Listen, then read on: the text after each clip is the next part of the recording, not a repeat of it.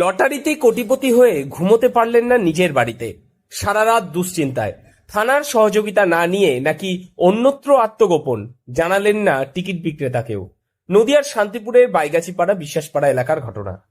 পেশায় দিনমজুরের কাজ করা শঙ্করদের লটারিতে বাঁধল 1 কোটি টাকা। মাত্র 60 টাকা দিয়ে একটি টিকিট কেটেছিলেন নিজের ভাগ্য পরীক্ষা করতে, আর তাতেই বর্তমানে তিনি কোটি টাকার মালিক। যদিও জানা গিয়েছে লটারি কাটা তার নেশা নয়, তবে নিজের ভাগ্য পরীক্ষা করার জন্য মাঝে মধ্যেই টিকিট কেটে থাকেন তিনি। কি করেন এমনি? আমি একটু লেবারের কাজ করি। এই লটারি কি আপনি প্রথম কেটেছেন না? আমি পয়সা থাকলে কাটি। কত বছর ধরে কাটছেন লটারি? তাও 5-7 বছর। এরকম প্রাইস কি বেড়েছে কোনোদিন আমার কোনো গ্যারান্টি হয়নি। কিভাবে বুঝলেন এটা যে আপনার প্রাইস বেড়েছে? এটা আমি টিকিট মিলানোর পর দেখলাম উপর সংখ্যা খুলতে গিয়ে দেখছি উপর সংখ্যা এই টিকিট। তা আমি বি দেখে ভাবছি আমার তো এটা নেই। আমি দেখলাম তো দুটো সিম, মানে 2 ঘর নিচে, তাহলে মানে আমার 7ও আছে। তখন আমি 2 ঘর মিলিয়ে দেখছি আমার হয়েছে। কখন জানতে পারলেন এটা? আমি তো রাত্রেই 9টার সময় আমি মিলিয়েছি টিকিট।